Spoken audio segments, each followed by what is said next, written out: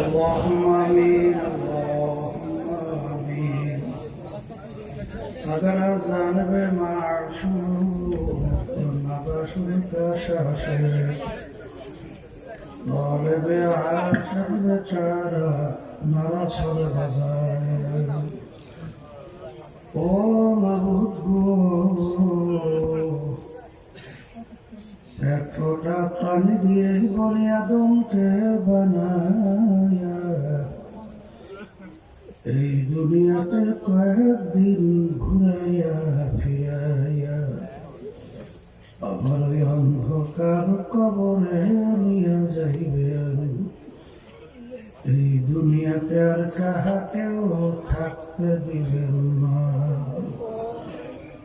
ভাই বলি বন্ধুরে বলি কেউ তো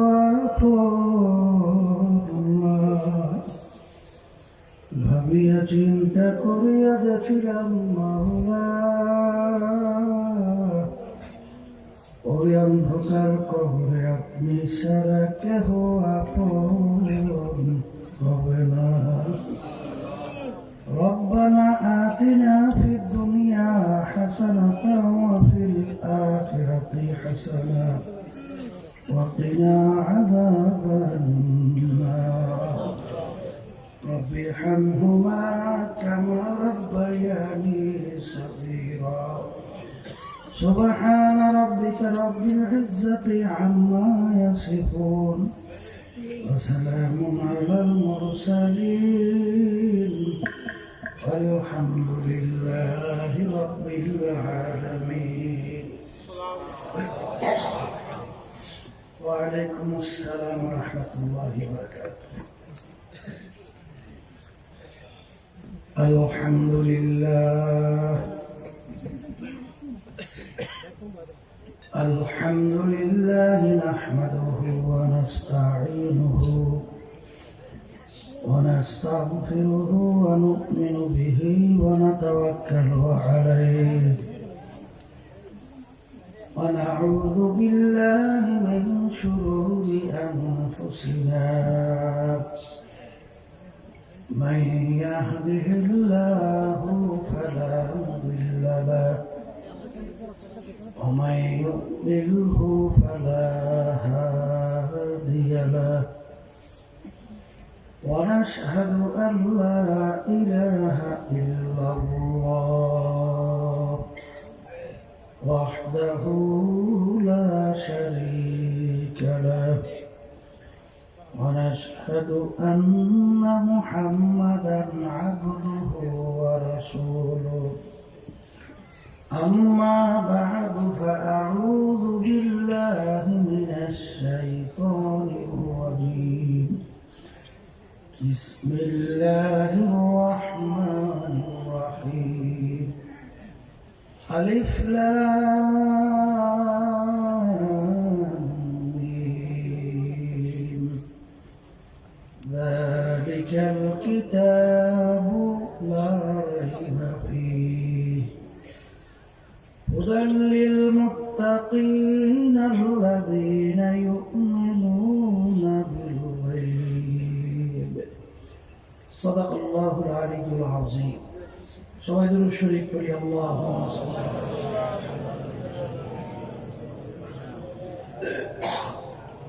صلى الله عليه وعلى آله وأصحابه وسلم اللهم صل على سيدنا ونبينا وشفيعنا وحبيبنا ومولانا محمد صلى الله عليه وعلى آله وأصحابه وبارك وسلم اللهم صل على سيدنا ونبينا وشفيعنا وحبيبنا ومولانا محمد صلى الله عليه وعلى آله وأصحابه وبارك وسلم শুকরিয়া আদায় করতেছি মহান রব্বুল আলামিনের দরবারে।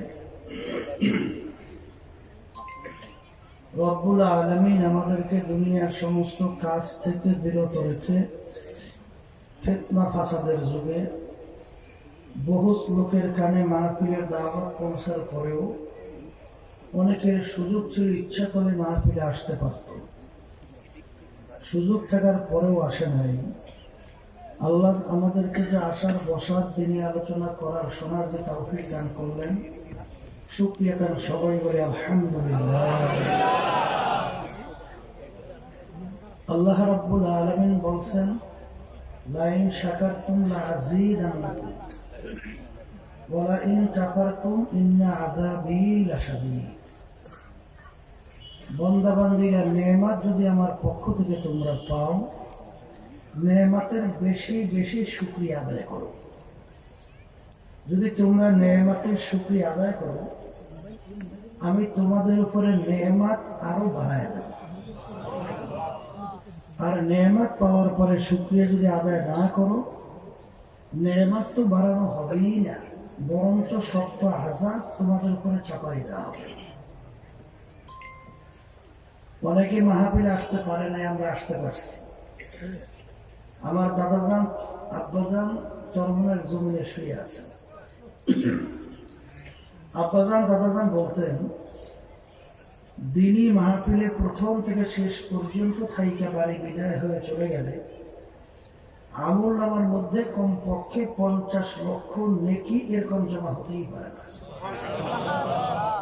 নিয়াত যাদের সহি, আল্লাহকে রাজি খুশি উদ্দেশ্যে যারা মাহফিলে আসছেন, রব্বুল আলামিন তাদের আমল নামার মধ্যে লক্ষ লক্ষ নেকি দান করবে।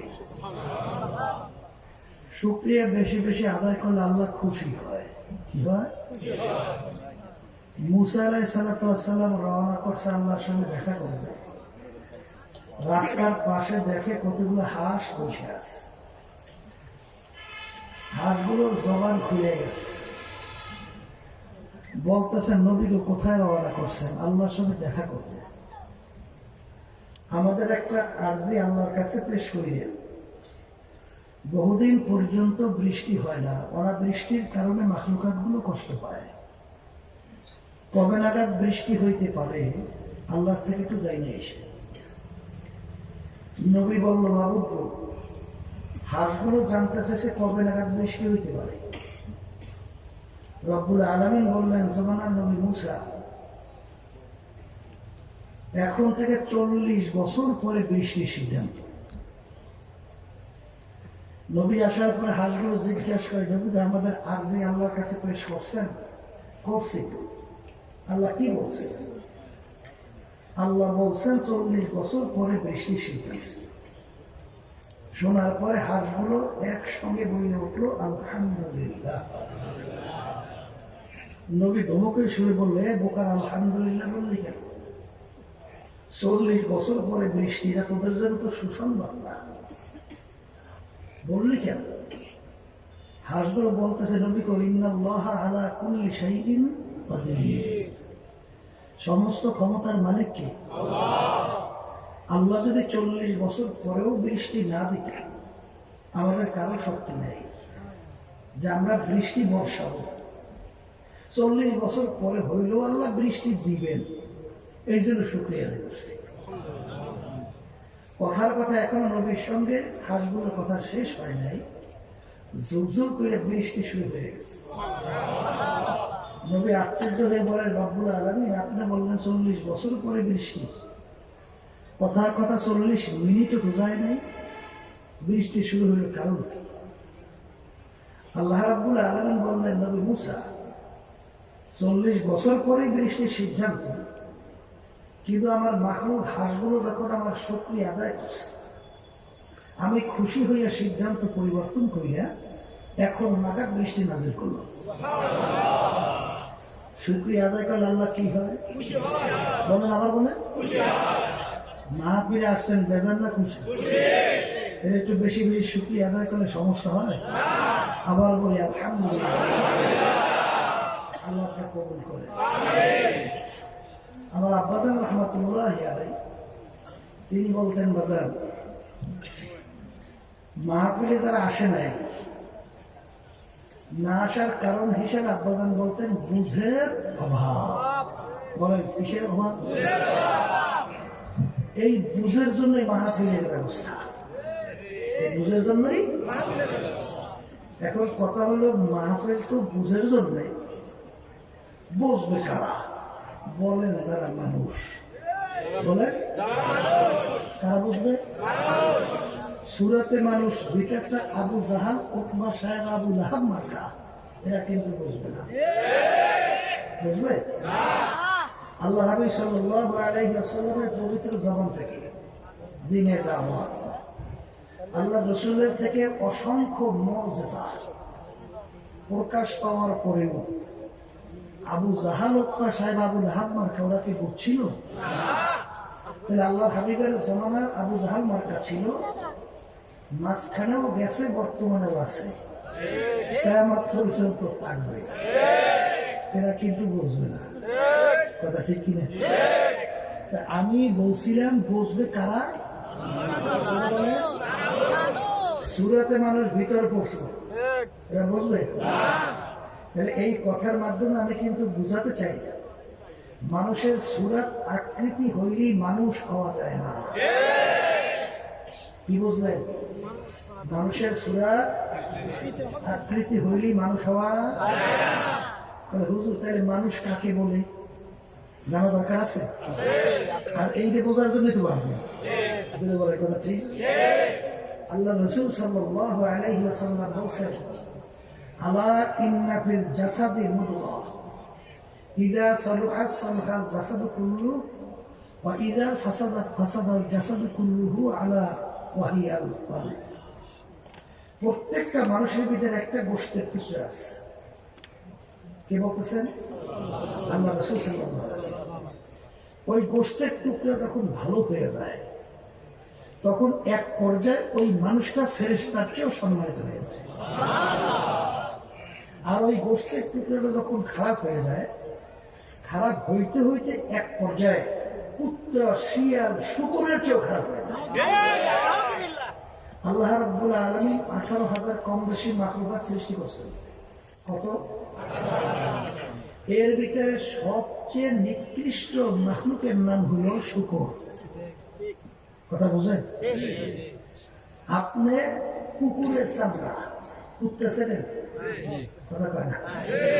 সিটিআইনিরা তো বরিশালে ভাষা বোঝেন, আলহামদুলিল্লাহ।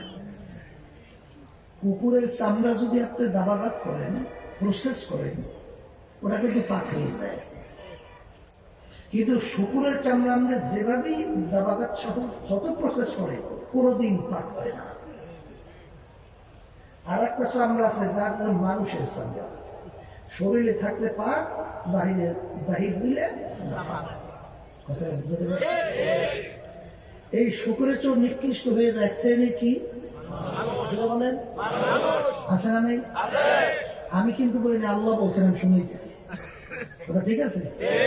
এক আয়াতে আল্লাহ বলছেন, উলাইকা কাল আনআম। এক শ্রেণীর মানুষ আছে চতুষ্পায় জানোয়ারের মতো। চতুষ্পায় কথার কথা কুকুর ডাক দিয়ে বলে, রব্বুল আলামিন আপনি ওদেরকে আমাদের সঙ্গে তুলনা করুন নাকি? এটা তো আমাদের লজ্জা হয়। কে বলে? কথা বলেন না। বলে কি বলিস? তোদের লজ্জা হয়, ব্যাপার কি? রব্বুল আলামিন ওরা যা পারে ওটা আমরা পারি না। কথা কি? এই যেই কুকুরগুলো, এই মহিলা কুকুর, 4-5টা বাচ্চাও তো হয়। কথা বলে হয় কি হয় না? আচ্ছা বলেন তো, ওই মা কুকুর ওই বাচ্চাগুলোকে ফেলাইয়া অন্যত্র কোথাও যায়? বরঞ্চ বাচ্চাগুলোকেও পাহাড় দিতে যাইয়া ওর জীবনের ঝুঁকি নিয়ে পদক্ষেপ গ্রহণ করে। কিন্তু বর্তমানে আজকেও দেখছেন মনে হয় পত্রিকায়, এই কিছুদিন আগে পরকীয়া প্রেমের ভিতরে পড়িয়া নিজের পেটের সন্তান 4 বছরের বাচ্চা ওকে হত্যা করছে। মা নিজে, ওর প্রেমিক সহ। আজকে যাবজ্জীবন ফাঁসি, মানে ফাঁসির রায় হয়ে বাংলাদেশ। আবার দেখবেন এরকম 2-2.5 বছরের বাচ্চাগুলো ফেলে যায়। পরকীয়ার ভিতরে হইয়া কুকুরের চেয়েও খারাপ আচরণ করে বের হয়ে চলে যায়। কুকুর পারছে কথা বলেন, কিন্তু ও পারছে। তাহলে দেখা গেল কুকুর যেটা পারে নাই ও পারছে, তাহলে ওটা কুকুরের চেয়েও খারাপ। কথা বলেন। আল্লাহ রাব্বুল আলামিন বলেন কথার কথা, যে কথা তো ঠিকই বলছে, আসলেই তো ওরা যা পারে তোরা ভালো না, তাহলে তোদের চেয়েও তো হলেন নিকৃষ্ট। আল্লাহ বলেন শাররুল বারিয়া, এক শ্রেণী মানুষ আছে যেগুলা কুকুর, শ্রীগা, শুকুরের চেয়েও খারাপ। কি বলছেন? যেগুলো শুকুর মার্কা, আবু জাহাল মার্কা, উকবা সাহেব আবু লাহাব মার্কা, এগুলো বুঝবে না। কারণ খতামাল্লাহু আলা কুলুবিহিম আলা সামইহিম আলা আবসারিহিম, ওদের কলবের ভিতরে আল্লাহ রাব্বুল আলামিন মোহর মারছে। কথার কথা, আল্লাহ যদি নিজে ওয়াইসে ওদের সাথে সাক্ষাৎ করে, তাও মনে হয় ওদের আর ইমান নসিব হয় না। এরকম এক শ্রেণী আল্লাহ হাবিবের জমানায়ও, মাঝখানেও, বর্তমানে, কেমন পর্যন্ত। বুঝে গেল আমাদের আলোচনাগুলো বুঝবে যাদের কলম পাবো। আল্লাহ রাসূল বলছেন, ওই গোষ্ঠের টুকরা যার ভালো সে ভালো মানুষ, গোষ্ঠের টুকরা যার খারাপ সে। এই মাইক নিয়ে মোড়ামারি করতে পারবো, মারা গেছে, এত বাড়ান কেন, কি হয়েছে? যেই কথা বলতে চাইছিলাম, তাহলে ওই গোষ্ঠের টুকরা যার ভালো সে কি? মুখ খুলে কথা বলেন। আর মুখ বন্ধ করিয়া যদি বসে থাকেন ভক্তি খাবেন, এক সেকেন্ড মুখ বন্ধ করবেন, বন্ধ করছে তো করছে, আর করবে না। একটা সুমান, একটা আলহামদুলিল্লাহ, একটা আল্লাহু আকবার, মুখ বন্ধ তো করছে করছে। এরকম এক শ্রেণীর মানুষ আছে। এই জন্য আমার বাসান রেখে বলবো, পর্দায় মা বোনের যারা শুনতেছে, গোষ্ঠের টুকরা যার ভালো সে ভালো মানুষ, যার খারাপ। আর আমাদের এই আলোচনাগুলো বুঝবে শুনবে যাদের কলম ভালো, আর যাদের কলম খারাপ হয়ে গেছে এরা বুঝবে না। ঠিক? আমার বাজানদেরকে বলবো, বাজান কোরমা ফলাও চেনেন?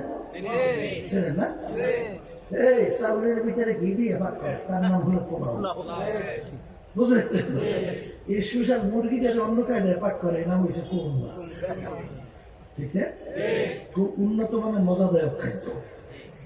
আচ্ছা বলেন, যার জ্বর হয়ে জিহ্বা নষ্ট হয়ে গেছে, ওর কাছে যদি উন্নত মানের খাদ্য নিয়ে আসে, মুখের ভিতরে ভালোই লাগবে না, খালি কি কি রে ভাই, কি খাদ্য নিয়ে আসলি? উন্নত মানের বলে খাদ্য তিতে লাগে। বলে বেড়া খাদ্য ঠিক আছে, কিন্তু তোর জিহ্বা নষ্ট হয়ে গেছে। যেই কপাল পড়া ওর সাথে তর্ক করবে না, তোর খাদ্য খারাপ, আমার জিহ্বা খারাপ হয় নাই, ও কপাল পড়া কোনো দিন জিহ্বা ভালো হইবে না। আর যদি বোঝে যারা খাদ্য ঠিক আছে, আমার কি হয়েছে, শরীরের ভিতরে রোগ হয়েছে, রোগের কারণে জিহ্বা নষ্ট হয়েছে, আমার বসে থাকার সুযোগ নাই, ডাক্তারের কাছে যাওয়া লাগবে, ডাক্তারের চিকিৎসা নেওয়া লাগবে। তখন চিকিৎসা নেওয়ার পরে আল্লাহর ফজলে আল্লাহ ভালো করে দিতে পারে। এই এক শ্রেণী আমার বাজানরা আছে, নামাজ ভালো লাগে না, আপনাদের এলাকায় নাই, হ্যাঁ রোজা ভালো লাগে না, আছে পর্দা বলে। বর্তমানে বাংলাদেশে পর্দা তো নাই বললেই চলে। আর পর্দার ব্যাপারে কথা বললে এক দলের মুসলমান সন্তান দাঁড় করছে, এর আবার ক্ষিপ্ত আছে না? আমি আমার বাজার থেকে জিজ্ঞেস করি, বাজার পর্দা কি আমার হুকুম? কোন আলেম? মুফতি মুহাদ্দিস? নবীর হুকুম? ডাইরেক্ট আল্লাহ। পর্দা কি? মুখ খুলে বলেন পর্দা ফরজ।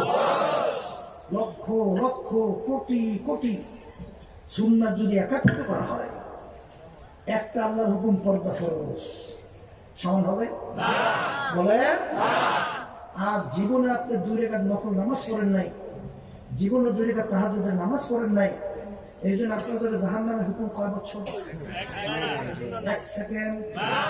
যদি একবার যদি ইচ্ছে করে বেপরদা হয় কমপক্ষে একটা কবিরা গুনাহ, আর একটা কবিরা গুনাহ হলে কমপক্ষে 7,000 বছর জাহান্নামের আগুনের ভিতরে জ্বলতে হবে। কথা ঠিক? এখন অনেকে বলতে পারেন হুজুর আমরা এখানে পর্দার কথা বলেন, বাংলাদেশের ভিতরে অনেক বড় বড় আলেম উল্লেখযোগ্য, তারা এই বেপরদা মহিলাদের নিয়ে একসঙ্গে চা খায়, আবার এক টেবিলে বসে করে মিটিং করে, আবার দেখি বিভিন্ন কায়দা কায়দা পর্দা খরচ হুজুরে বলছিলাম কেন? তামাম দুনিয়ার সব আলেম সব যদি একত্রিত হয় আর যদি বলে আল্লাহর হুকুম পর্দা ফরজ লাগবে না, আল্লাহর হুকুম পর্দা ফরজ আর থাকবে না,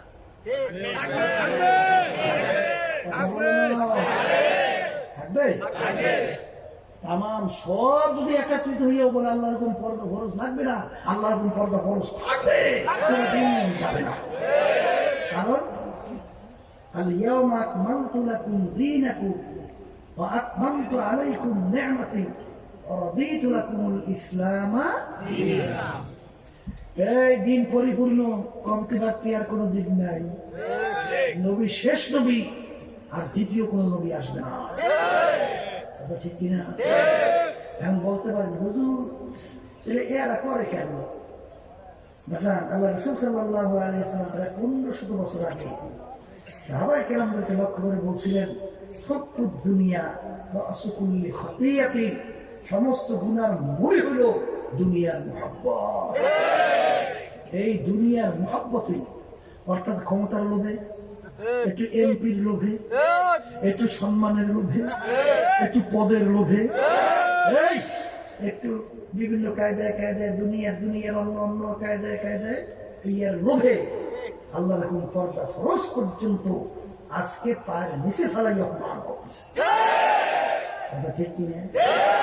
এই জন্য আমার বাজানদেরকে বলবো, বাজান ভালো করে বোঝা লাগবে, আল্লাহর দিন পরিপূর্ণ, নবী শেষ নবী, নবী আর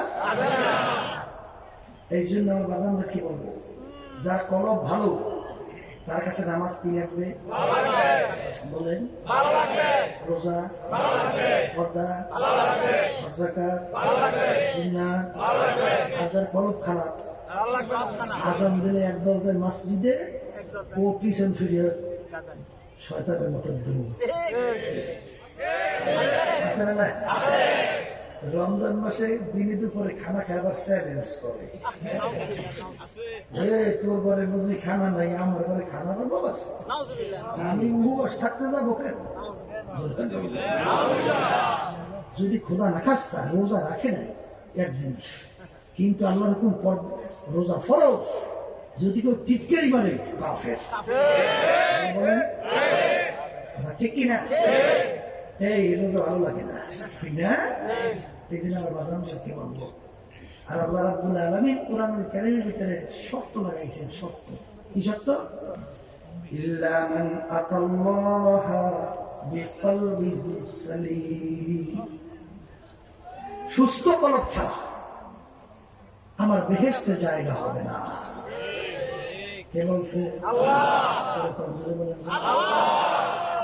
কি কলব? এই জোরে বলেন কি কলব? সুস্থ কলব ছাড়া আল্লাহ বেহেশতে জায়গা। কে বলছে? আল্লাহ। এখন বাজান প্রত্যেকের দিকে তাকাইয়া দেখেন আপনার কলবের অবস্থানটা কি। কথা ঠিক কিনা? সুস্থ কলব নিয়েই দুনিয়া থেকে বিদায় নিয়ে কবরে যাওয়া লাগবে। কারণ কবরে কি আপনার বংশের পরিচয় আছে?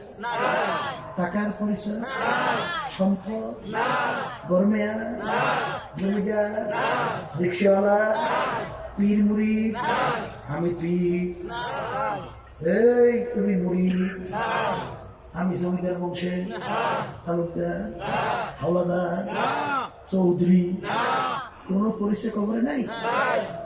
তাহলে আমার বাজারকে বলবো, যদি কবরে কোনো পরিচয় নাই থাকে, আল্লাহর কাছে কি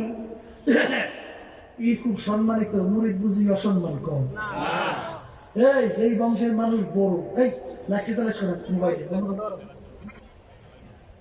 বয়ান শোনা, যেই কথা বলতে চাইছিলাম, আল্লাহর দরবারে কোন পরিচয় টরিচয় আছে নাকি বছর সুন্দর কাজ ধরা? যদি থাকতো বেলাল হাবশী রাদিয়াল্লাহু তাআলা আনহুর নাম শুনছেন? হ্যাঁ, এই হাবশ বংশের লোক।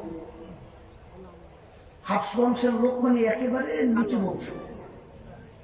আর হাবশ বংশের লোকগুলো কালো কুচ্ছি, যারা হজে গেছেন দেখছেন না, একেবারে কালো, ডকপথ কম, বুঝলেন? শিক্ষার দিক থেকে একেবারে বোকালাম, অর্থের দিক থেকে একেবারে নিচ্ছ। ওদিকে জবান ছিল তোতলা, ঠিক মতো শব্দ উচ্চারণ করতে পারতো না। বেলাল হাবশী রাদিয়াল্লাহু তাআলা আনহু আল্লাহর দরবারে কেমন প্রিয় ছিল!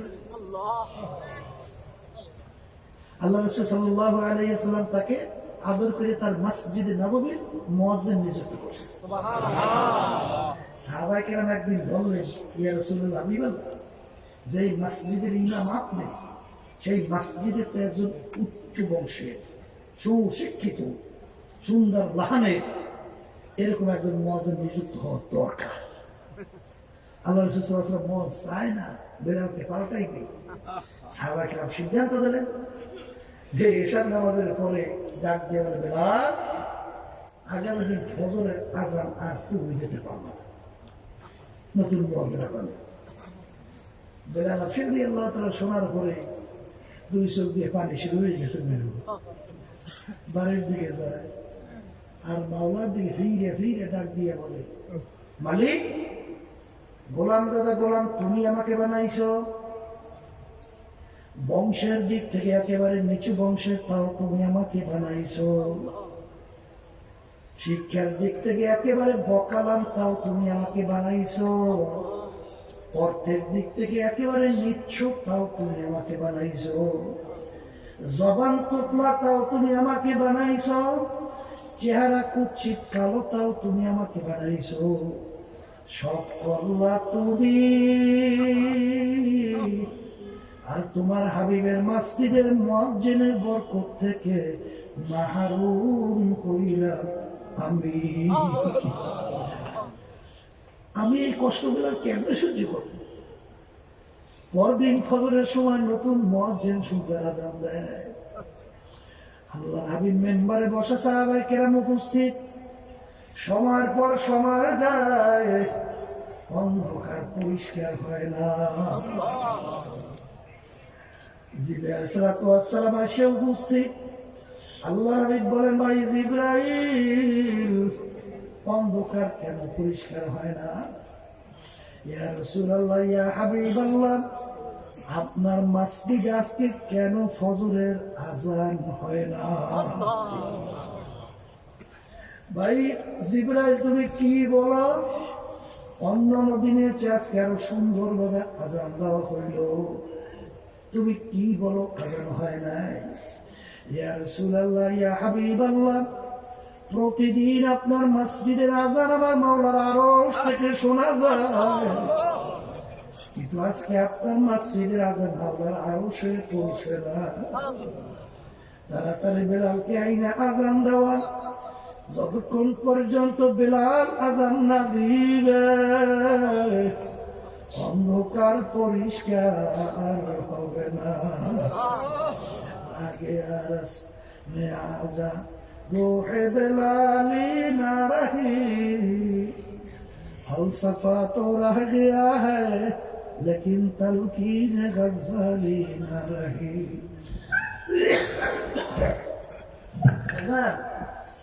আযান তো এখনো দুনিয়ার ভিতরে চলতে আছে, কিন্তু বেলাল হাবশী রাদিয়াল্লাহু তাআলা আযানের ভিতরে যে রূহ ছিল, সেই রূহ তার এখন আযানের মধ্যে নাই। কথা বলে পীর মুরিদের দুনিয়াতে অভাব নাই, বাংলাদেশেও শেষ নাই, কিন্তু গজালি রহমাতুল্লাহি আলাইহি যে দর্শক, তার যে নীতি আদর্শ, তার যে পীর মুরিদ, সেটা এখন আর দুনিয়ার ভিতরে বাকি না। বলে কথা ঠিক নেবে, ঠিক। এই জন্য বাজানদেরকে বলবো, কবরে কোনো বংশের পরিচয় নাই, আরেকটু মুখ খুলে বন্ধ করে আছে। এই আল্লাহর দরবারে কোন বংশ ভালো মন্দ, শিক্ষিত অশিক্ষিত পরিচয় আছে? মুসা আলাইহিস সালাম রওনা করছে। রাস্তার পাশে গাছের গোড়ায় দেখে এক রাখাল, রাখাল বুঝুন তো, এই গরু ছাগল ফেরার জন্য কালে থেকে রাখাল বসে বসে বলতেছে, মালিক ইয়া আল্লাহ, তোমাকে যদি আমি পাইতে আমার দুম্বার ছাগলের দুধ দোহাই আমি তোমাকে পান করাই, পাইলে সুন্দরভাবে সাজাই বসাইয়া গোসল করাইয়া চুল আসলে সুন্দরভাবে পরিপাটি করে শুরু সাজাইয়া বিভিন্ন কথাবার্তা নবীর কানে ঢুকছে। তুই কি বলতেছ? আমার আল্লাহ কি তোর আমার মতো নাকি রাখুন? তুই বলতেছ তুই তো শিরক করছিস। বলার সঙ্গে সঙ্গে নবীর ধমক হয়ে যায়, রাখালের খেয়াল ভেঙে গেছে, খেয়াল ভেঙে পাগলের মতো উঠে জঙ্গলের দিকে করছে। রাখাল যায় কই? কথা বলে। আর আল্লাহ রাব্বুল আলামিন ওহী নাযিল করে তার নবীর কাছে,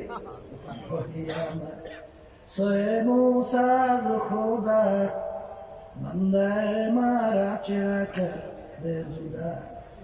হে জামানার নবী মুসা, তোমাকে আমি দুনিয়ার ভিতরে পাঠাইলাম আমার পথ ভোলা বান্দা বান্দি থেকে আমার সঙ্গে জোড়া দেওয়ার জন্য।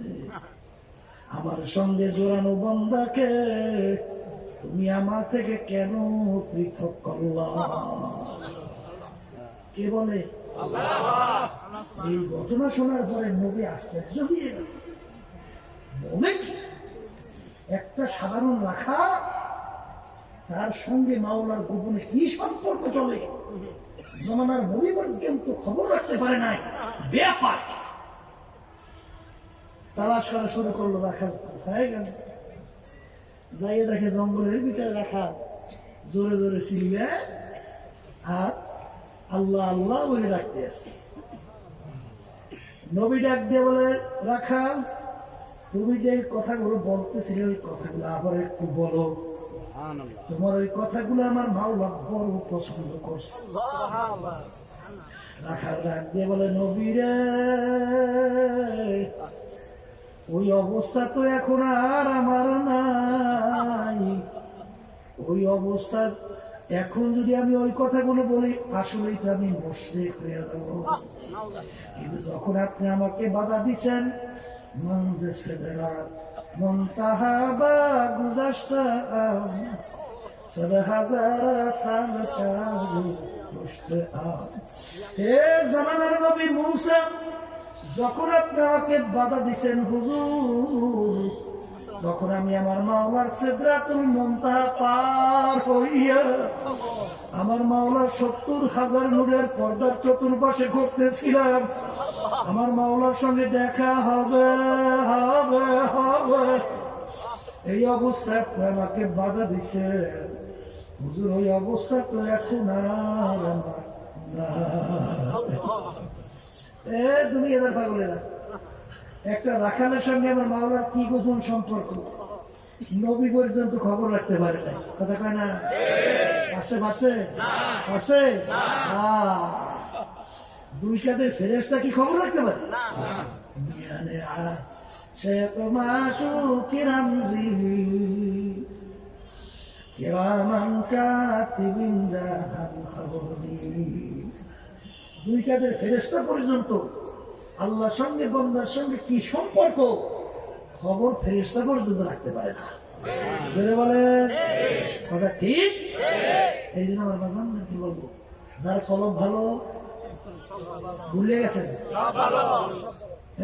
সেই মানুষের কলম ভালো, সেই ভালো মানুষ। আর যার কলম খারাপ, সে খারাপ মানুষ।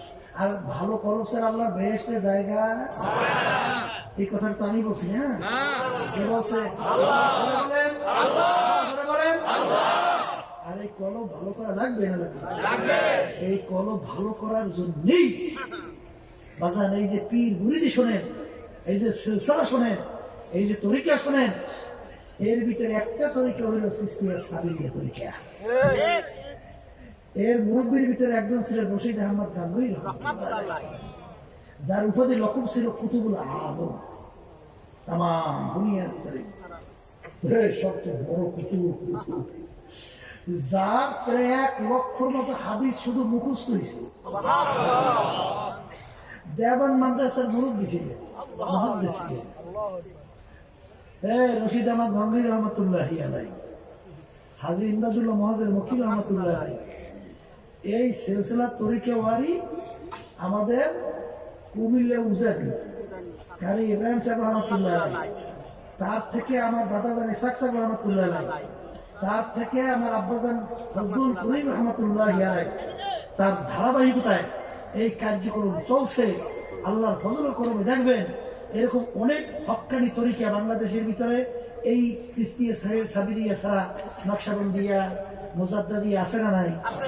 এই যেরকম এই তরিকার সঙ্গে হক্কানি তরিকার সঙ্গে না জড়ানো পর্যন্ত মাঝার পরীক্ষিত কোন ভালো হইতে দেখা যায় না।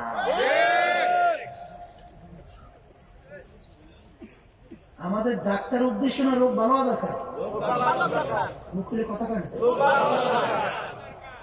আপনি ডাক্তার দেখাইছেন স্থানীয়, রোগ ভালো হয় না। এখন সেই ডাক্তার কাছে বসে থাকবেন না, ভালো ডাক্তার তালাশ করবেন। হ্যাঁ, তাইলে যেই বোকা চিন্তা করবে যে এই ডাক্তার পরিবর্তন আমার দরকার নাই, এই রোগ যেরকম আছে থাকুক, চলতে থাকি, ওই রোগী মারা যাওয়া ছাড়া কোনো গতি আছে? তাই তোমার কলবের চিকিৎসার জন্য তুমি এক জায়গায় দৌড়িয়েছো।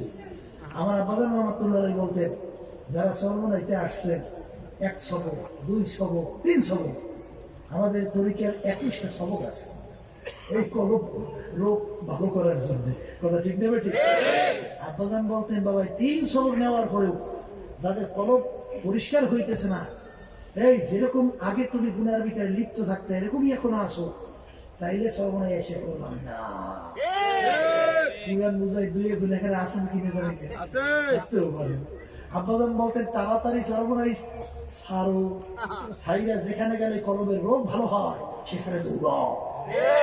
বলেন, কারণ কবরে কোনো চর্মনাই পরিচয় নাই, সারসিনার পরিচয়, হাটাজারি, পুটিয়া, লালবাগ, তমুক। কবরে কিন্তু প্রশ্ন 3টা, মান রব্বুকা ওয়া মা দীনুকা। আল্লাহ রাসূলকে দেখাই বলবেন, মান হাযার রাসূল। এই 3 প্রশ্নের ভিতরে কি আপনি পাইছেন তুমি চরমনাই লোক কিনা? কথা কন। সাবসিনা, হাটাজারি, পুটিয়া, জিরি, ওই তাবলিগ আছে আছে। আমার বাজারদেরকে বলবো, বাজার ভালো করে বোঝা লাগবে, এই কলব পরিষ্কার না করিয়া কবরে যদি যান, দ্বিতীয়বার কে ফেরত আসা যাইবে? দুনিয়ার কাছে 5 বার ঠকলে আবার চেষ্টা করলে জিতবার আশা, কিন্তু একবার যদি গিয়ে কবরে যাইয়ে ঠকে, জিতবার আশা আছে আর দ্বিতীয়বার আশা যায় না। এই জন্য আমার বাজানদেরকে বলবো, বাকির নাম কিন্তু ফাঁকি, ক্ষমতা কেউ কালকে করবে এই আশায় কেউ থাকেন না, থাকবেন। কারণ নিঃশ্বাসের বিশ্বাস নাই। এই যে পেপার পত্রিকা দৈনিক দেখেন না, এই যে পরশুদিনে দেখেন নাই যে ট্রেন বাসের লাগে ধাক্কা লাগিয়ে কতজন দুনিয়া থেকে চলে গেছে, দৈনিক কতজন যাইতে আছে। এই আপনার বাড়ির পাশে কথা বলতে আছে, পরে ঘোষণা হইতে আছে নাই, কি ঘটনা ঘটে, ঘটে কি ঘটে না? তা যদি হইতেই থাকে তাহলে বাকি কোনো কাজ রাখা যাইবে? কলব পরিষ্কার করি কবরে যাওয়া লাগবে না লাগবে না? এই জন্য আমার বাজানদেরকে বলবো, কলব পরিষ্কার করার অনেক যন্ত্র হাতিয়ার আছে। কোরআন হাদিসে থেকে আল্লাহ রাসূল সাল্লাল্লাহু আলাইহি ওয়াসাল্লাম বলছেন, এর ভিতরে একটা হলো আল্লাহ রাসূল বলতেছেন, লিকুল্লি শাইইন সিকালা ওয়া সিকালাতুল কুলুবি যিকরুল্লাহ। প্রত্যেকটা জিনিস অপরিষ্কার হয়ে গেলে পরিষ্কারের যন্ত্র আছে। লোহার ভিতরে যন্ত্র মানে 1 নলে পরিষ্কার হয়, জামা ময়লা হলে সাবান মানে পরিষ্কার হয়। আর তোমার কলমের ভিতরে গুড়ার কারণে যে জং পড়ছে, ময়লা পড়ছে, কালো দাগ পড়ছে, এই পরিষ্কার করার জন্য হাতিয়ার বা যন্ত্র হলো আল্লাহ রাসূল সাল্লাল্লাহু আলাইহি ওয়াসাল্লাম বলতেছেন, আল্লাহর জিকির। কার জিকির? বর্তমানে তো আল্লাহর জিকির সিংহভাগ লোকই করে না, কথা বল না। আবার এক শ্রেণী বের হয়েছে, নিজেরা তো আল্লাহর জিকির করেই না, বরঞ্চ যারা আল্লাহ জিকির করে তাদের জিকির ফিরে আবার জন্য চেষ্টা করে। আছে না একদম? জিকির শব্দের তো স্মরণ করে। জিকির শব্দের অর্থ আমি জিজ্ঞেস করি, আল্লাহর বন্দাবান্দিকে আল্লাহ স্মরণ করবে না শয়তানের স্মরণ করবে?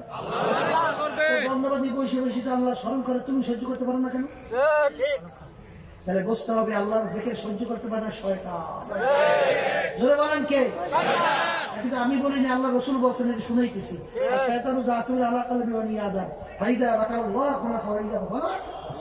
শয়তান মজবুত এই কলবের মধ্যে বসে থাকে, ওয়াসওয়াসা দেয়, বন্দাবান্দি গুনাহের মধ্যে লিপ্ত করে।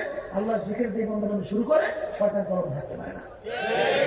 তাহলে শয়তান আল্লাহর জিকির সহ্য করতে পারে না। ভালো লাগুক বা না লাগুক, আল্লাহর জিকির ছাড়া যাবে না। কথা ঠিক? করতে করতে এক সময় দেখবে এমন মজা আল্লাহর জিকিরে লাগবে, আপনাকে জোর করে ফিরে বুঝাইবে।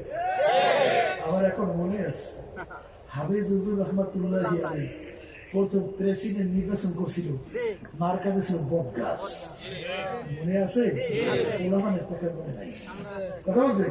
কিন্তু যাদের বয়স ছিল একটু বুঝতে, তারা তো মনে আছে। মার্কা কি? বটগাছ।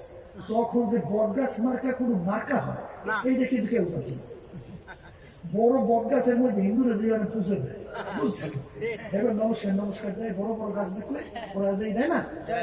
এখন এই মার্কাটা আমি শুই না, আমার এত খারাপ লাগছে, আল্লাহ এই মার্কাটা আইলো কোথা থেকে? একটা বট গাছ যা কোনোদিন শুনি নেই, একটু খারাপ লাগছে, বুঝছেন? যখন নির্বাচন শুরু হয়ে গেছে, এখন খালি স্লোগান দিতেছি, বট গাছ বট গাছ বট গাছ। এখন দেখি বট গাছ বলতে এত মজা লাগে, ঘুমেও দেখি বট গাছ,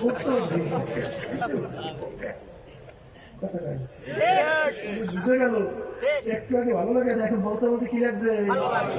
তাহলে আল্লাহ থেকে করতে করতে কি লাগে না? ভালো লাগে না? লাগবেই তো।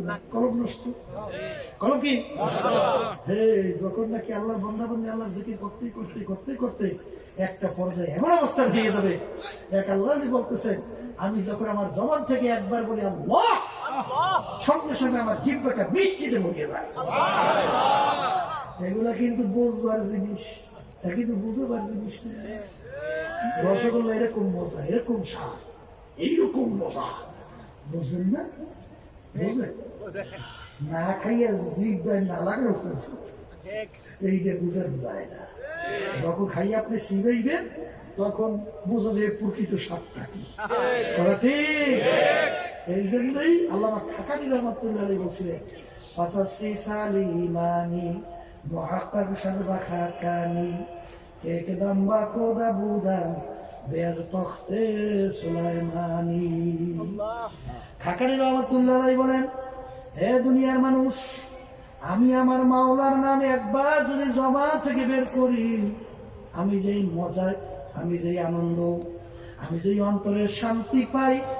উদাহরণ দিয়ে বলেন, সুলাইমান আলাইহিস সালাম নবুয়তি কইরা, বাদশাহী কইরা, তখতে সুলাইমানিতে কইরা তিনি যে অন্তরের শান্তি না পাইছে, এর চেয়ে বেশি শান্তি পাই আমি অন্তরে আল্লাহর নামে। কি বুঝলেন? হ্যাঁ, এক আল্লাহর বান্দা আল্লাহর জিকির করতে করতে করতে করতে এক পর্যায়ে মাওলার দিকে ফিরে বলে, কি বলে? তামান্না দিল সে রোক সাফ হো গই, আব তো আজা, আব তো খেলওয়াত আ গই। রব্বুল আলামিন, তুমি একটু এখন আমার কলমের দিকে তাকাও। এখন তাকাই দেখো তো, আমার কলম এখন কিচ্ছু নাই, আছে? যখন বান্দা বান্দি লাভ হইলে তার মাথা ডান দিকে ঘুরায়, তখন কি খেয়াল করে? নাই। না মানে কি? বলেন না, কি নাই? বলে আমার পীরগিরি নাই, আমার মুফতিগিরি নাই, আমার মুহাদ্দিসগিরি নাই, আমার চেয়ারম্যানগিরি নাই, আমার মেম্বারগিরি নাই, আমার টাকার গরম নাই, আমার বংশের গরম নাই, আমার ক্ষমতার গরম নাই, আমার শিক্ষার গরম নাই, নাই নাই নাই, আল্লাহ বাদ কেহ মাবুদ লাল যখন নাকি মাথা ডান দিকে ঘুরায় আর কলব থেকে গাইডুল্লাহকে ফালায়। কি কি ফালায়? বড় মুখ খুলে বলেন। গাইডুল্লাহকে ফালাইতে ফালাইতে ফালাইতে ফালাইতে এক পর্যায়ে কলবটা কি হয়ে গেছে এখন একেবারে পরিষ্কার। এখন বলতে আছে রব্বুল আলামিন, এখন তুমি তাকাইয়ে দেখো আমার দিলে তো আর কিছু নেই, এখন তুমি একটু আমার কলবের ভিতরে আসো। সবাই ধরে বলেন এগুলো অনেকে শুনে একটু ভালো লাগবে না। ভালো লাগবে না কেন? ছোট বাচ্চা ওর কাছে যদি বিবাহের কথা বলে ওইটা শুনবে না, ওর খেলার মজা, মানে আমার খেলা চায় যদি বলে কথা ওই বছর বিটে আসে না। আল্লাহর জিকিরের যে কি মজা এইটা তো জাকিরিন ছাড়া বুঝবে না। এই জন্য এক আল্লাহ বলছিলেন, আশিকারা মিল্লাত মাজ হাবুজুদাস, আশিকারা মিল্লাত মাজ হাবুজুদাস। আশিকদের মাযহাব কি? ভিন্ন। বলেন এই ওই লাইনে যাইতে চাইছিলাম না, আইসা বসে দুইটা বই শুনছেন না? নাম শোনেন নাই? শুনছেন লায়লা মজনুর নাম শুনছেন? এত না শুনবে বলে কি বলে না? এই লায়লা পাগল হয়েছিল বাদশার ছেলে মজনু, এখন এমন পাগল হয়েছে কি খাওয়া কি ঘুম, কি শান্তি আর কি বাদশা ছেলে সব নিয়েছে। চরের ভিতরে আঙ্গুল কলম বানাইছে, এখন শুধু ওই মাটির উপরে রাখে লাইলা লাইলা লাইলা লাইলা। কি পাগল? চরের ভিতরে রাখো আঙ্গুল দিয়ে খালি লাইলা লাইলা। পাও কি বলে তুমি বুঝবে, যখন আমি আঙ্গুল দিয়ে আমার লাইলার নাম রেখি আমার পরিবার ঠান্ডা হয়ে তুমি বুঝবে কথা ঠিক। ঠিক আছে না বাজার? এই জন্য একদিন লায়লাকে দেখে একদিন ব্যক্তি এক বলে, গোফতে লায়লা খলিফা কাতুই কিস্তু মজনু শুধু পারে শাহওয়া গাবি আজদিগার কু বাদু আবুজুনি ইস্তি গোফতে খামোশ তু মজনু ইস্তি দিদায়মত নো আগার বুদে তোরা হরদ আলম বেখতের বুদে তোরা। লায়লাকে দেখে একদিন ব্যক্তি বলে, লায়লা তুমি কি সেই লায়লা নাকি যেই লায়লার মহব্বতে করিয়া একমাত্র বাচ্চার ছেলে মজনু বাচ্চাই চাইরা পাগলের মতো জঙ্গলে ঘুরে আর খাওয়া নাই ঘুম নাই লায়লা লায়লা করে চিৎকার মারে, সেই লায়লা তুমি নাকি? আমি তো সেই লায়লা। তখন ব্যক্তি বলে, তুমি তো এমন করো সুন্দরী রূপসী না, তোমার চেয়ে বহুত সুন্দরী দুনিয়ার মধ্যে আছে। মজনুর আব্বা তো বাচ্চা ইচ্ছা করলে তোমার চেয়ে অনেক সুন্দরী সে নিয়ে আসতে পারে, আসলে তো একটা পাগল, আসলে। তখন লায়লা উত্তর দেয়, গোফতে খামোশ তু মজনু নিস্তি। এ আমরা চুপ কর, তুই কি মজনু? তুই কি মজনু? মজনুর চক্ষু দিলে তোর চোখে লাগা লাগাই, এরপর আমার একদিকে আমার দিকে একটা নজর তাকা, দেখবা আমি লায়লার চেয়ে আর দুনিয়াতে সুন্দরী আর তালাশ করে তোমার চোখে পাবা না। তাই লায়লার জন্য যদি মজনুর চক্ষু ভিন্ন হইতে পারে, তাহলে আশেকদের জন্য মাযহাব ভিন্ন হইতে পারে না? ঠিক না? ঠিক। এখন আল্লামা রুমি রহমাতুল্লাহ আলাইহি বলে, কি বলে? এই দুনিয়ার পাগল আজকে একটা মেয়ের পাগল হইয়া যদি বাচ্চাই থাকতে পারে, সবকিছু বাদ দিতে পারে, আর আমার মাওলার প্রেম মহব্বত এত কম হয়ে গেল যে আমার মাওলার হুকুম মানতে যাইয়ে বন্ধে একটু তার হুকুম ফরজ, নামাজ পড়তে পারবে না, রোজা রাখতে পারবে না, পর্দা করতে পারবে না, এই আল্লাহর হুকুম অনুযায়ী হারাম হুকুম স্কুলে চলতে পারবে না। এটা কেমন আল্লাহর আশেক দাবি করে? ওটা একটা মিথ্যুক আশেক। কথা ঠিক না?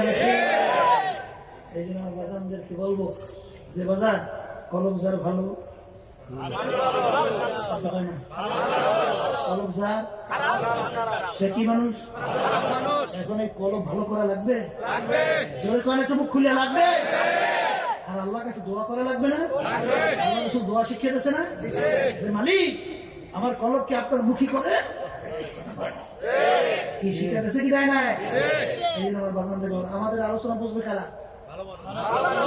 যাদের কলব আর খারাপ বুঝবে আর কলব ভালো করার জন্য এই যে বলছিলাম না সোহবাতে যাওয়া লাগবে, সংস্পর্শে যাওয়া লাগবে, ঠিক কিনা? কারণ সংস্পর্শে না যাওয়া পর্যন্ত গেলে খুশবু এদার হাম্মামের রোজে রসিদাল দাস্তে মাহবুবে বাদাস্তাম। মাটির চাকা থেকে গোলাপ ফুলের ঘেরান আসে, এ মাটির চাকা তুমি কোনো সাবধান না, কোনো গোলাপ ফুল না পরিচয় দাও। আমি একটা মাটির চাকাই, এরকম ঘেরান তোমার থেকে কেন আসে? করে আমার সঙ্গে একটা গোলাপ ফুল লাইগা আমার সঙ্গে মিশেছিল। গোলাপ ফুলের ঘের আমার ভিতরে ঢুকতে ঢুকতে আমি এখন সাধারণ মাটির চাকা নাই, আমি একটা গোলাপ ফুলে পরিণত হয়ে গেছি।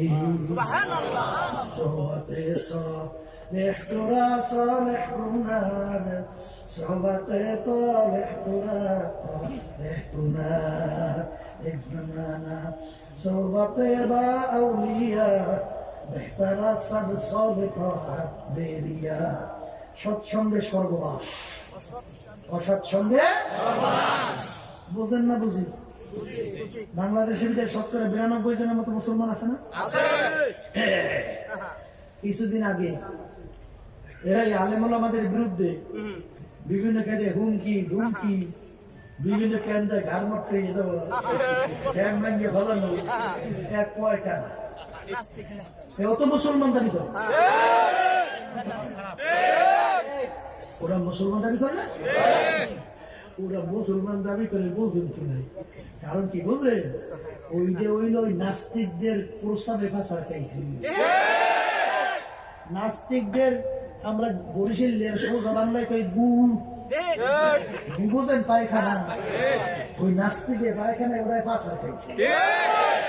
আর ওদের সঙ্গে উঠা বসা করতে করতে ওর মানসিকতা নাস্তিকতা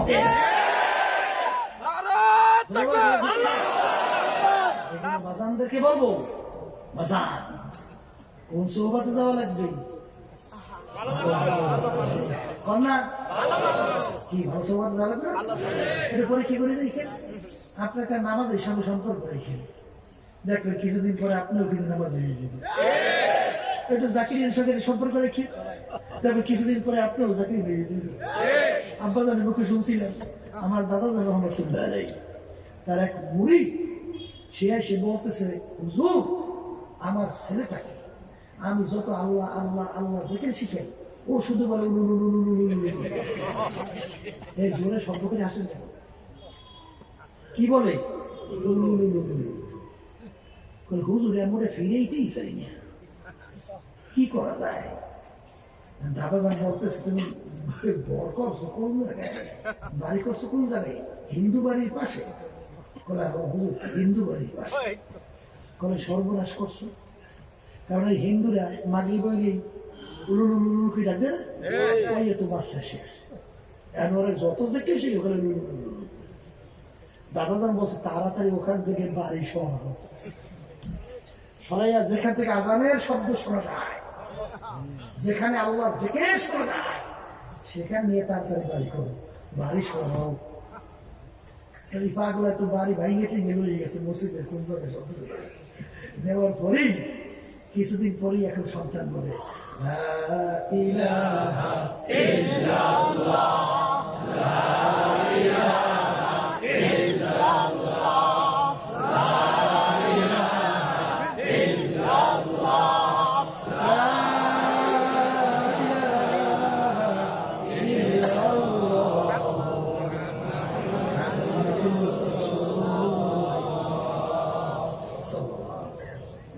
এই জন্য আমার বাজানদেরকে বলবো, কোন সংস্পর্শে থাকবে? একটু মুখ খুলে সবাই বলেন, না মুখ বন্ধ করে রাখছেন এখনো বলেন না? অনেকে অনেক ভালো মানুষের সংস্পর্শে থাকবে, কথা ঠিক আছে? নামাজের সঙ্গে সম্পর্ক তৈরি করবো, এই জাকিরিনদের সঙ্গে সম্পর্ক তৈরি করবো, হক্কানি আলেমদের সঙ্গে সম্পর্ক তৈরি করবো। কিয়ামতের ময়দানে বন্দাকে মাফ করবে এমন কোন আমল তালাশ করে পায় না। রব্বুল আলামিন বলে, ফেরেশতারা তাকাইয়া দেখো, বন্দা কখনোই কোনদিন আলেমদের দশটার খানে বসছে কিনা তালাশ করে দেখে রব্বুল আলামিন ও জীবনে একবার আলেমদের দশটা খানে বসছে, বসে খানে গেছে। আল্লাহ বলবেন যা, যখন আমার এই নায়েবে রসুলদের সঙ্গে একসঙ্গে বসছে তাইলে আর কোনো কথা নাই, যা সব মাপ দিয়ে যা বেহেশতে দিয়ে দেবে। এই জন্য বুখারী শরীফ হাদিসে আসছে, মান তাশাব্বাহা বিকওমিন ফাহুয়া মিনহুম, যার সঙ্গে যার মহব্বত তার সঙ্গে তার কিয়ামত। মুখস্থ করেন, যার সঙ্গে যার মহব্বত তার সঙ্গে তার কিয়ামত। কথা ঠিক? এখন আপনি সম্পর্ক রাখছেন কার সঙ্গে? এক শ্রেণী আমার বাবার আছে, নেতা বানাইছে মহিলা,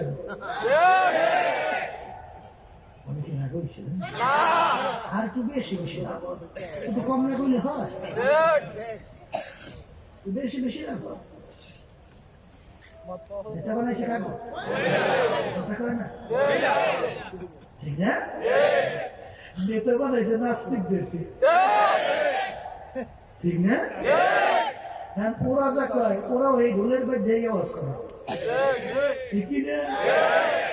যাই না রাখো কিয়ামতের ময়দানে দুনিয়ার ভিতরে তুমি যেই দলমুক্ত হয়ে চলবা, যেই দলের নেতা নেত্রীকে তুমি নেতা নেত্রী মানবা, আল্লাহ রাসূল বলতেছেন কিয়ামতের ময়দানে তুমি ওই দলভুক্ত হইয়া উঠবা। আমার রাগ করবেন না? যদি রাগ করতে মনেই চায় আল্লাহ রাসূল সাল্লাল্লাহু আলাইহি ওয়াসাল্লামের সঙ্গে করেন, নালে বলেন হুজুর হাদিস ঠিক বলেন নাই, ভুল বলছেন, মিথ্যা বলছেন। কি ঠিক বলছি?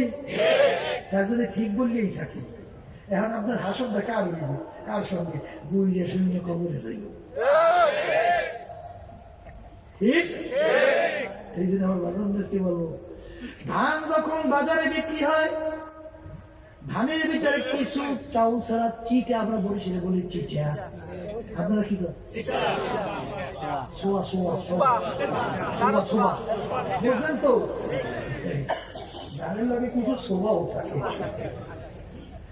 যখন মাইপা বিক্রি করে ধানের এক দামই কিন্তু শোভা বিক্রি হয়ে গেল, ঠিক কিনা?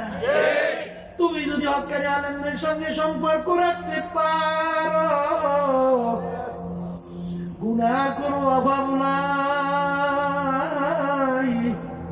কিয়ামতের ময়দানে মালিক কিছু আনতে পারি না, আলেমদেরকে ভালোবাসি, তাদের সঙ্গে সম্পর্ক রাখছি, তা তো এমন কিছু নাই, কিন্তু সুবাদের কুমড়া কি দানের সঙ্গে এক দামে বিক্রি হইয়া যায়, যা করতেও আমি ওদের সঙ্গে বেহেশতে দিয়ে দিলাম। মালিক পারবে? এরকম যেরকম পারবে। এই জন্য বাজানদেরকে বলবো, সম্পর্ক কাদের সঙ্গে রাখবে? হ্যাঁ, এই জন্য আমার বাজানদেরকে বলবো, পর্দারে মামুনদেরকে বলবো, বাজান কথা বেশি রাখবা না, সংক্ষেপ। যাদের কলব ভালো তারা কিন্তু বুঝবে, যাদের কলব ভালো না তাদের কিন্তু বুঝে আসবে না। সোহবত এমন এক গুরুত্বপূর্ণ জিনিস। হামজা রাদিয়াল্লাহু তাআলা আনহু তাড়াহুড়া কইরা রওনা করছে, পথের ভিতরে ওমর ফারুক রাদিয়াল্লাহু তাআলা আনহুর সঙ্গে দেখা। ওমর ফারুক রাদিয়াল্লাহু তাআলা জিজ্ঞাসা করে, ভাই হামজা কোথায় রওনা করছো? বলে আল্লাহর রাসূলের সঙ্গে দেখা করব। কেন? বলে আমি হামজা তো মুনাফিক হয়েছি। আমি হামজা কি হয়েছি? কি তুমি মুনাফিক হলে করবে? আল্লাহর হাবিবের সামনে যখন থাকি, মুনাফিকের বেহেশত জাহান্নাম আমার সামনে, আর যখন বাড়িতে রাস্তাঘাটে বাজারে যাই তখন এই দিলের অবস্থান আর থাকে না। আল্লাহর হাবিবের সামনে এক অবস্থা, বাহিরে এক অবস্থা, এটা তো মুনাফিকের চরিত্র। এই জন্য আমি হামজালা মুনাফিক হয়ে গেছি।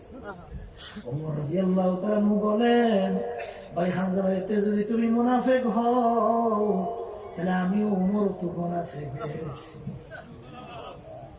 চলো একসঙ্গে চলো, চলো আল্লাহ রাসূলের দরবারে চলো। দুইজন যখন গেল আল্লাহর হাবিব দেখে মিষ্টি হাসে, আল্লাহ রাসূল বুঝতে পারছে হানজালা ওমর কেন আসছো? ইয়া রাসূলুল্লাহ, হাবিবাল্লাহ, আমরা তো মুনাফিক হয়ে গেছি। বলে তোমরা কেমনে মুনাফিক হইলা? বলে যখন আপনার সামনে থাকি মনে হয় জাহান্নাম বেহেশত তো আমাদের সামনে, আর যখন বাহিরে যাই এই অবস্থা তো আর থাকে না, ভিতরে একটা বাহিরে আর একটা হয়ে যায়। আল্লাহ হাবিব বলেন, হানজালা ওমর, আমার সামনে থাকলে তোমাদের যে অবস্থা হয়, এরকম অবস্থা যদি সবসময় তোমাদের থাকতো, রাস্তাঘাটে তোমাদের পায়ে নিচে ফেরেশতারা পাখা বিছিয়ে দিত। অবস্থা কোনোদিন থাকা সম্ভব না, কামনাও করা ঠিক না। সোহবাতের পরিবর্তন আছে, সম্পর্কের মাধ্যমে পরিবর্তন আছে, একটু জোরে করেন আছে। তাহলে ভালো হইতে চান, তাহলে হুজুর দোয়া করে আমি ভালো হইতে পারি, আর হুজুরের কাছে তুমি এই পথে চলো তাহলে ভালো হবা, চলে উল্টা ওই গালে বুকুমার থারুল রহমতুল্লাহ হাকিম তার কাছে একজন দোয়া আছে, হুজুর আমার জন্য দোয়া করে আমার যেন একটা ছেলে হয়। হুজুর তো আল্লাহর কাছে খুব কায়দা করে দোয়া করছে, বাহ তুমি একটা ছেলে সন্তান দিও। 1 বছর ঘুরিয়ে যাওয়ার পরে এখন আইসি, হুজুর কই আমি দোয়া করছেন, আপনি দোয়া তো কবুল করে, আমার দিকে কোনো ছেলে চলে হয়নি। বলে বেটা ব্যাপার কি, দোয়া তো করছে আল্লাহ তো কবুল করার কথা, এত ছেলে মেলে কিছু হয় নাই না। করে তুই বিয়ে করছো, ধরে আসবে না, করে বিয়ে করছো বিবাহ করে, বিবাহ তো করিনি। ওরে বোকা, বিবাহ না করলে ছেলে বাচ্চা পাওয়া যায় না। খেত খামারে ফসল লাগাইবেন না, ঘরে বসে বসে মনে মনে ঘুমাই ঘরে করলে ঘরে ধান ধান বসা বইলে বই আসতেই, ওদিকে একটা গুছেও ধান জমিনে কোনদিন ধান পাওয়া যায়? হ্যাঁ, ধান লাগাই ইত্যাদি করা লাগবে, চেষ্টা করা লাগবে, এইবার আশা করা যায় ধান ঘরে আসবে। এক আল্লাহর বান্দা গুনাহ করতে করতে এমন বুড়া হয়ে গেছে, কবরের কথা মনে করলো, আমার মালিক কেমন দেয় মালিক শোনো, কার প্রেমে পড়ছো বলছেন সে 2-1 সময় বাড়াবাড়ি এমন ভাবে করে দলের পিছনে পড়িয়া বলতে চায়, হুজুর দলের সঙ্গে আমার রক্ত গোশত মিলে গেছে। বুঝেন কিছু রক্ত আর গোশত হয়েছে কি লাগে? ওরে পাগল, মাগনা রক্ত পাইছো আর মাগনা গোশত পাইছো, আর খালি দলের সঙ্গে মিলাও।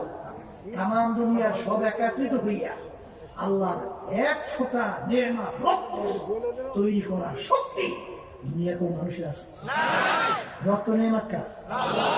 গোশত নেয়ামত কার? মাগনা পাইছো আর মাগনা মিলাও, কপাল ফোরানো ঠিক না? খবরদার, ভালো সোহবাতে টাকা লাগবে, হ্যাঁ আল্লাহ পথে রাজি আছি না? আল্লাহ আপনি আমার সামনে সবাইকে তৌফিক দেন।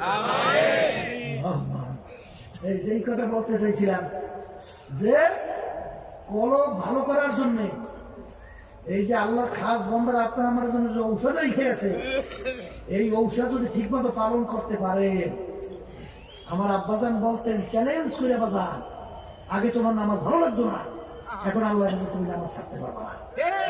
ওই আল্লাহ বান্দার কবরের কথা মনে পড়লো যে এখন আলেমদের কাছে যাওয়া লাগবে, তাওবা করা লাগবে, মাওলার কাছে গুনাহ মাফ চাওয়া লাগবে। আল্লাহর বান্দা হক্কানি আলেমের বাড়ির দিকে রওনা করলো, পথের মাঝে তার হায়াত শেষ হয়ে গেল, মারা গেছে। ঠিক আছে, জাহান্নামের ফেরেশতা আসতো তার রূহকে জাহান্নামে নেওয়ার জন্য, বেহেশতের ফেরেশতা আসলো তার রূহকে বেহেশতে নেওয়ার জন্য। 2 দলে বাইজে গেছে না কারাগারি। জাহান্নামের ফেরেশতা বলতেছে, বান্দা তো এখন পর্যন্ত তাওবা করে নাই, রূহ তো আমরা পাবো, রূহ কারা পাবো? আর বেহেশতের ফেরেশতা বলে, বান্দা তো তাওবা করার জন্য রওনা করছিল, হায়াত শেষ হয়ে গেছে, বন্দা দুনিয়া থেকে বিদায় হয়ে গেছে, এটা বন্দার কি দোষ? রুহু আমরা হবো, রুহু কিন্তু হাদিসের ঘটনা, কথা বোঝে? আল্লাহ রাব্বুল আলামিন ডাক দিয়ে বলে, ফেরেশতারা জমিন মাপো, বান্দা যেখানে মারা গেল সেখান থেকে আলেমের বাড়ি যদি কাছে হয় রূহ নিয়ে যাবে বেহেশতের ফেরেশতা, আর যদি তার বাড়ি কাছে হয় আলেমের বাড়ি দূরে হয় রূহ নিয়ে যাবে জাহান্নামের ফেরেশতা। ঘটনা ছিল, বান্দা যেখানে মারা গেল সেখান থেকে আলেমের বাড়ি ছিল দূরে, তার বাড়ি ছিল কাছে। আল্লাহ রাব্বুল আলামিন জমিনকে ডাক দিয়ে বলে, ও জমিন, আমার বান্দার জন্য আলেমের বাড়ি কাছে হইয়া যাও আর ওর বাড়ি দূরে হইয়া যাও। যখন জমিন মাইপা দেখলো দেখে আলেমের বাড়ি কাছে ওর বাড়ি দূরে, তখন তার রূহ নিয়ে গেল বেহেশতের ফেরেশতা। আমার বাজানদেরকে বলবো, আমার মালিক বড় দয়ার মালিক, আমার মাওলা বড় দয়ার মাওলা। তুমি গুনাহ করতে করতে পাহাড় পরিমাণ গুনাহ হয়ে গেল, এমনকি তুমি শিরক পর্যন্ত কইরা ফেললা। আমার মালিক তোমাকে আমাকে ডাক দিয়ে বলে, ইয়া ইবাদিয়াল্লাযীনা আসরাফু আলা আনফুসিহিম লা তাকনাতু মির রাহমাতিল্লাহ ইন্নাল্লাহা ইয়াগফিরুয যুনুবা জামিআ। বাজা বাজা আরশে হাস্তি বাজা, দরকা ফেরোগে গুরো বুতুরুস্তি বাজা। ইদর গাহে মাদার গাহে নাউমি দিনি সাদবারা গার তওবা শিকাস্তি বাজা। আমার মালিক ডাক দিয়ে বলে, আব্দুল করিম ও রেজাউল করিম, ও রহিমা খাতুন, তুই যদি পাহাড় পরিমাণ গুনাহ কইরা থাকো, এমনকি ভূত পূজা কত যদি সে দেখি গুনাহ কইরা থাকো, আমার দরবার নৈরাশের দরবার না, আমার দরবার ফেরতের দরবার না।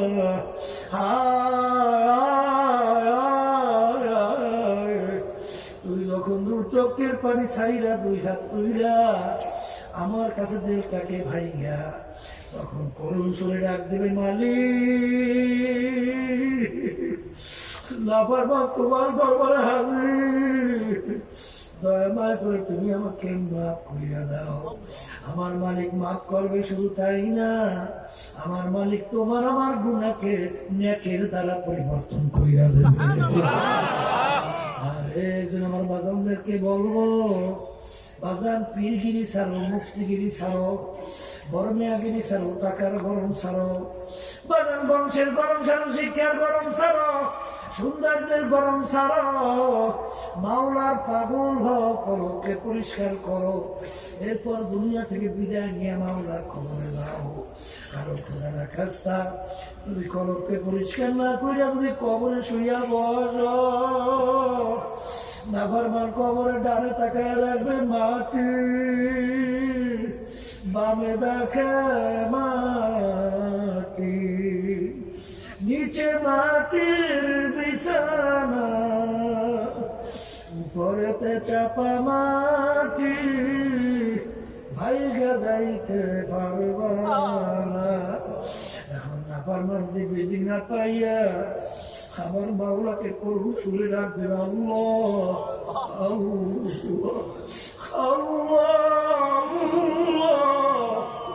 আমার মালিক ডাকবে, নেবু খারাপ, দুনিয়ার ভিতরে আমার সমস্ত নেমাত ভোগ করে আমাকে যেরকম ভুলে গেছিলে, আমার দেওয়া নেমাত চক্ষু দিয়া দেখছো, আমার দেওয়া নেমাত হাত দিয়ে কাজ করছো, আমার দেওয়া নেমাত পা দিয়ে হাঁটছো, আমার দেওয়া নেমাত ব্রেন দিয়ে পড়াশোনা ব্যবসা বাণিজ্য করে বড় বেয়া হয়েছ, আমার দেওয়া নেমাত ফল পাকড় পানির ভিতরে মাছ হইয়া পাক করে খাইলি, আমার দেওয়া নেমাত সব ভোগ করে আমার হুকুম মানো নাই।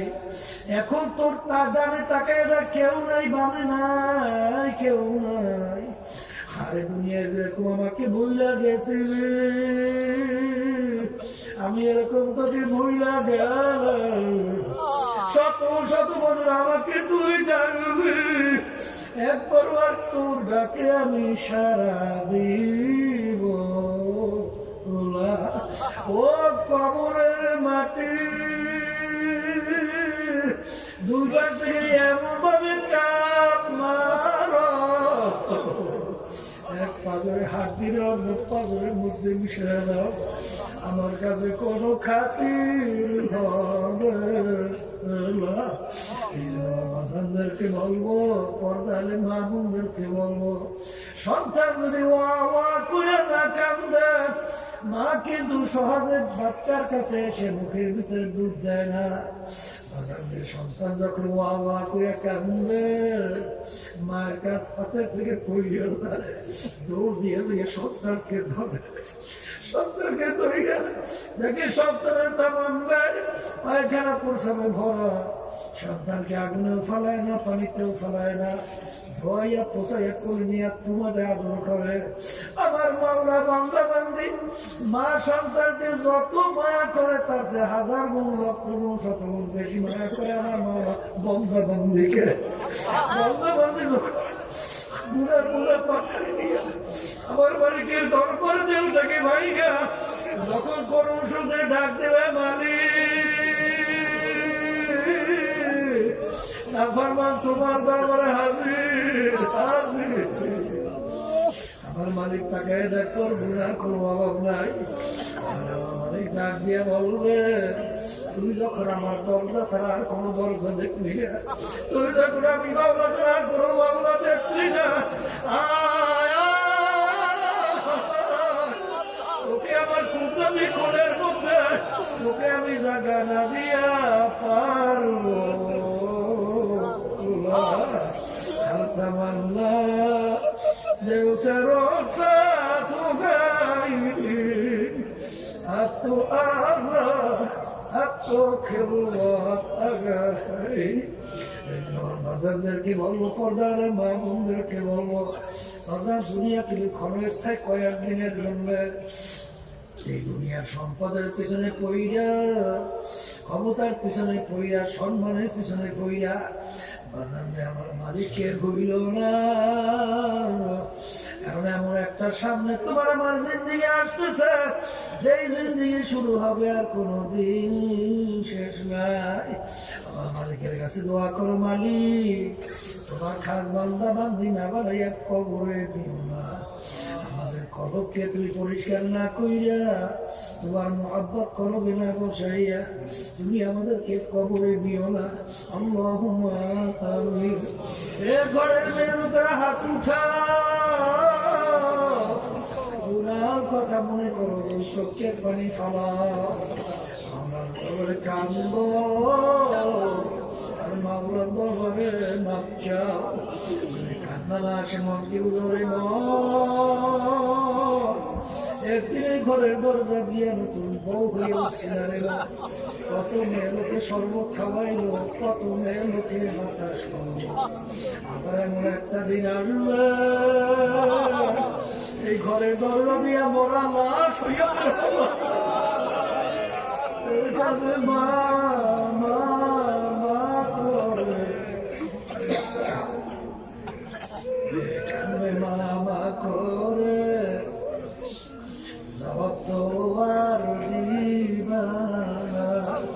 আল্লাহ পেটে মাঠে দিয়ে চাইয়া দেখে আপনার বন্ধুরা কিভাবে সাদা দাঁড়িয়ে আমার বাবাদের ঘিরে হাত তুললাম। কত নাবালে করবেন এমনিকে নিয়ে হাত তুললাম, আপনার ঠাকুরা রসুলদেরকে নিয়ে হাত তুললাম। যে হাত আপনার কাছে পছন্দ, এই হাতের বরকতে আপনি আমাদের জীবনের গুণাগাটা গুলো মাফ করে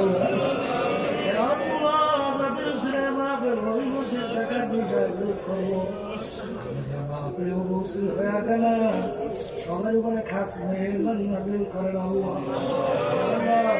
হাত তুলছে আমাদের আম্মা বাপ রোজে যার করবো শুয়ে আছে, সবার কর্মকে হবে বেহেশতের বাগান। অসুস্থ আমাদের সবাইকে সুস্থ করে দেন। আল্লাহ হককে আপনি হক হিসেবে প্রকাশ করে দেন, বাতিলকে বাতিল হিসেবে প্রকাশ করে দেন। আমাদের সকলকে আপনি হকের পথে থাকার তৌফিক দান। رب العزة عما يصفون وسلام على المرسلين والحمد لله رب العالمين.